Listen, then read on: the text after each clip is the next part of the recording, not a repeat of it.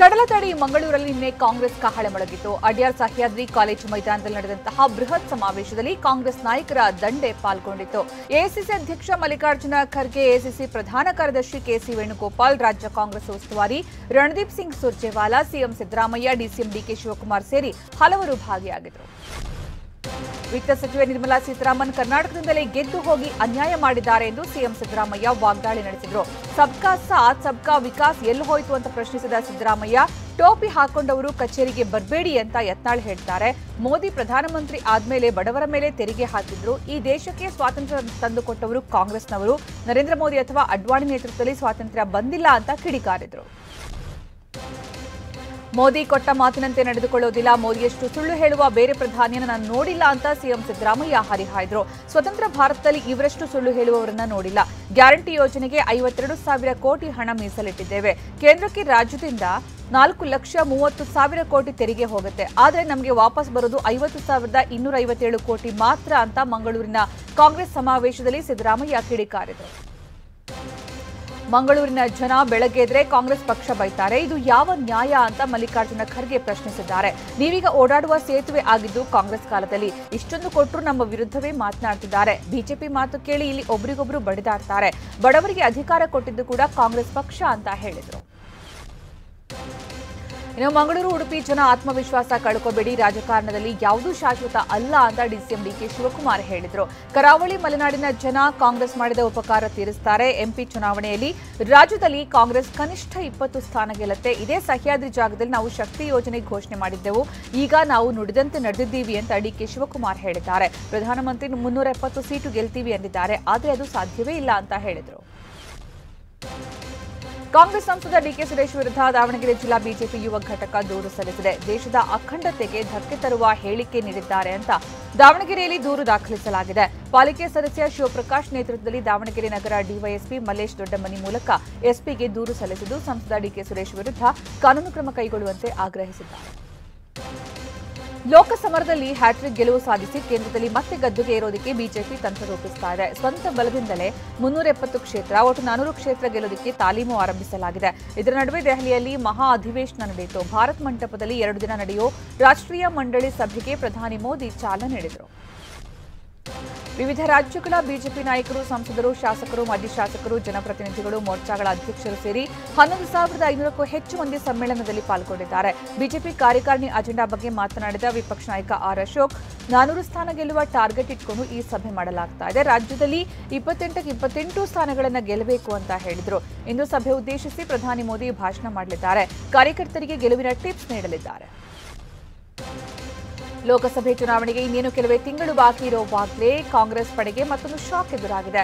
ಮಹಾರಾಷ್ಟ್ರದ ಕಾಂಗ್ರೆಸ್ ಹಿರಿಯ ನಾಯಕ ಅಶೋಕ್ ಚೌಹಾಣ್ ಪಕ್ಷ ತೊರೆದ ಬೆನ್ನಲ್ಲೇ ಇದೀಗ ಮಧ್ಯಪ್ರದೇಶ ರಾಜಕೀಯದಲ್ಲಿ ಬಿರುಗಾಳಿ ಎದ್ದಿದೆ. ಮಧ್ಯಪ್ರದೇಶದ ಮಾಜಿ ಸಿಎಂ, ಕಾಂಗ್ರೆಸ್ನ ದಂಡನಾಯಕ, ಗಾಂಧಿ ಕುಟುಂಬದ ನಿಷ್ಠ ಕಮಲ್ನಾಥ್ ಕಾಂಗ್ರೆಸ್ ತೊರೆದು ಬಿಜೆಪಿ ಸೇರ್ತಾರೆ ಅನ್ನೋ ಚರ್ಚೆ ಶುರುವಾಗಿದೆ.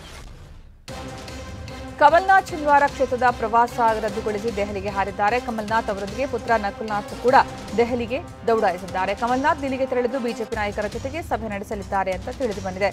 ಇದರ ಬೆನ್ನಲ್ಲೇ ಈ ಬೆಳವಣಿಗೆಗಳಾಗಿರೋದು ಕುತೂಹಲ ಮೂಡಿಸಿದೆ. ಚುನಾವಣಾ ರಾಜಕಾರಣದಿಂದಲೇ ಹೊರಗಿರಲು ಬಯಸಿರುವ ಕಮಲ್ನಾಥ್ ರಾಜ್ಯಸಭೆ ಟಿಕೆಟ್ ಸಿಗಲಿದೆ ಎಂದು ಭಾವಿಸಿದ್ದರು. ಆದರೆ ತಮ್ಮ ಹೆಸರು ಪಟ್ಟಿಯಲ್ಲಿ ಇಲ್ಲದ ಕಾರಣ ಕಮಲ್ನಾಥ್ ಕಾಂಗ್ರೆಸ್ ವಿರುದ್ಧ ಅಸಮಾಧಾನಗೊಂಡಿದ್ದಾರೆ ಎನ್ನಲಾಗಿದೆ.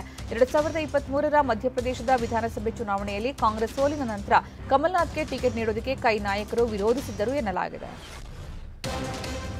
ನವಜೋತ್ ಸಿಂಗ್ ಸಿಧು ಬಿಜೆಪಿ ಸೇರ್ತಾರೆ ಅನ್ನೋ ವದಂತಿ ಬೆನ್ನಲ್ಲೇ ಟ್ವೀಟ್ ಮಾಡಿ ಮಾಹಿತಿ ನೀಡಿದ್ದಾರೆ. ಹಳೆ ಟ್ವೀಟ್ ಅನ್ನು ರೀಟ್ವೀಟ್ ಮಾಡಿ ಸ್ಪಷ್ಟಪಡಿಸಿದ್ದಾರೆ.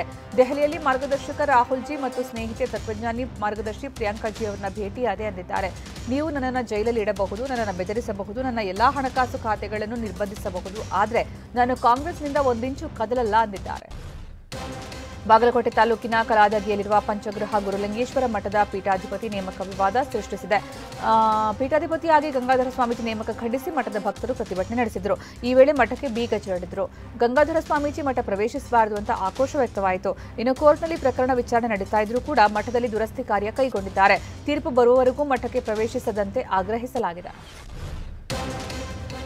ಬಿಎಸ್ಐ ನೇಮಕಾತಿ ಹಗರಣದಲ್ಲಿ ಮತ್ತೆ ಮೂವರನ್ನ ಸಿಐಡಿ ತಂಡ ಅರೆಸ್ಟ್ ಮಾಡಿದೆ. ಎಫ್ಟಿಎ ಚಂದ್ರಕಾಂತ್, ವಿದ್ಯಾರ್ಥಿ ಶಶಿಧರ್ ಹಾಗೂ ಹಾಸ್ಟೆಲ್ ವಾರ್ಡನ್ ಬಸವರಾಜ್ನನ್ನ ಸಿಐಡಿ ಅಧಿಕಾರಿಗಳು ವಶಕ್ಕೆ ಪಡೆದಿದ್ದಾರೆ. ಬಂಧಿತರು ಅಭ್ಯರ್ಥಿಗಳಿಗೆ ಬ್ಲೂಟೂತ್ ಮೂಲಕ ಉತ್ತರ ಹೇಳಿದ್ರು.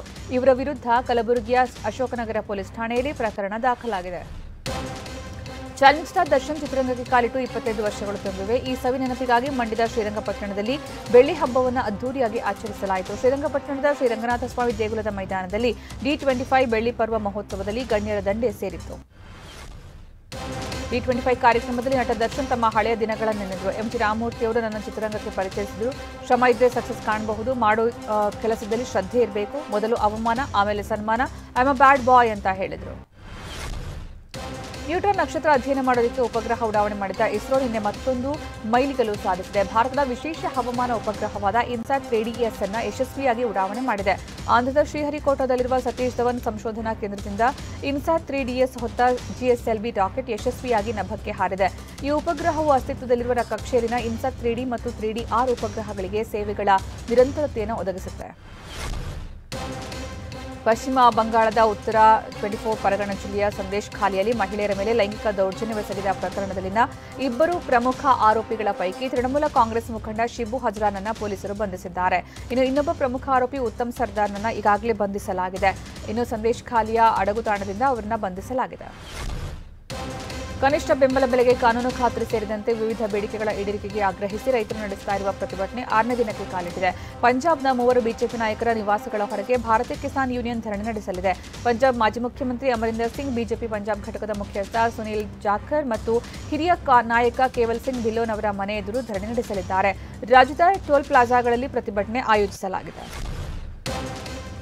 ಗುಜರಾತ್ನ ರಾಜ್ಕೋಟ್ನ ನಿರಂಜನ್ ಶಾ ಕ್ರೀಡಾಂಗಣದಲ್ಲಿ ನಡೀತಾ ಇರುವಂತಹ ಟೆಸ್ಟ್ ಸರಣಿಯ 3ನೇ ಪಂದ್ಯದ 2ನೇ ಇನ್ನಿಂಗ್ಸ್ನಲ್ಲಿ ಟೀಂ ಇಂಡಿಯಾ ಮೇಲುಗೈ ಸಾಧಿಸಿದೆ. ಆರಂಭಿಕ ಬ್ಯಾಟರ್ ಯಶಸ್ವಿ ಜೈಸ್ವಾಲ್ ಆಕರ್ಷಕ ಶತಕದ ನೆರವಿನಿಂದ 322 ರನ್ಗಳ ಬೃಹತ್ ಮುನ್ನಡೆ ಸಾಧಿಸಿದೆ. 2ನೇ ದಿನದ ಮುಕ್ತಾಯದ ವೇಳೆಗೆ ಇಂಗ್ಲೆಂಡ್ ಮೊದಲ ಇನ್ನಿಂಗ್ಸ್ನಲ್ಲಿ 2 ವಿಕೆಟ್ ನಷ್ಟಕ್ಕೆ 207 ರನ್ ಗಳಿಸಿ ಉತ್ತಮ ಸ್ಥಿತಿಯಲ್ಲಿದ್ದಂತಹ ಇಂಗ್ಲೆಂಡ್ 3ನೇ ದಿನ 319 ರನ್ ಗಳಿಸುವಷ್ಟರಲ್ಲಿ ಆಲ್ಔಟ್ ಆಗಿತ್ತು. 2ನೇ ಇನ್ನಿಂಗ್ಸ್ ಆರಂಭಿಸಿದ್ದ ಟೀಂ ಇಂಡಿಯಾ ಪರ ಆರಂಭಿಕ ಬ್ಯಾಟ್ಸ್ಮನ್ ಯಶಸ್ವಿ ಜೈಸ್ವಾಲ್ ಅಬ್ಬರಿಸಿದ್ದಾರೆ. Master blaster Sachin Tendulkar bat ತಯಾರಿಕಾ ಘಟಕಕ್ಕೆ ಭೇಟಿ ನೀಡಿದ್ದಾರೆ. ಜಮ್ಮು ಮತ್ತು ಕಾಶ್ಮೀರದ ದಕ್ಷಿಣ ಭಾಗದಲ್ಲಿರುವ ಕ್ರಿಕೆಟ್ ಪರಿಕರಗಳ ಘಟಕ ಇದಾಗಿದೆ. ಬ್ಯಾಟ್ ತಯಾರಿಸುವುದನ್ನು ನೋಡಿ ಸಚಿನ್ ಪುಳಕಿತಗೊಂಡಿದ್ದಾರೆ. ಈ ವಿಡಿಯೋ ಸೋಷಿಯಲ್ ಮೀಡಿಯಾದಲ್ಲಿ ವೈರಲ್ ಆಗಿದೆ. ಬಾಲಿವುಡ್ನ ದಂಗಲ್ ಸಿನಿಮಾದಲ್ಲಿ ನಟಿಸಿ ಖ್ಯಾತಿ ಪಡೆದಿದ್ದ ನಟಿ ಸುಹಾನಿ ಭಟ್ನಾಗರ್ ಅಕಾಲಿಕ ನಿಧನ ಹೊಂದಿದ್ದಾರೆ. ಅತಿ ಕಿರಿಯ 19ನೇ ವರ್ಷಕ್ಕೆ ಅನಾರೋಗ್ಯ ಕಾರಣದಿಂದ ಸಾವನ್ನಪ್ಪಿದ್ದಾರೆ. ಬಾಲಿವುಡ್ ಮಂದಿ ಕಂಬನಿ ಮಿಡಿದಿದ್ದಾರೆ. ಸುಹಾನಿ ಭಟ್ನಾಗರ್ ಸಾವಿನ ಬಗ್ಗೆ Aamir Khan production house social ಮೀಡಿಯಾದಲ್ಲಿ ಪೋಸ್ಟ್ ಹಾಕಿದೆ.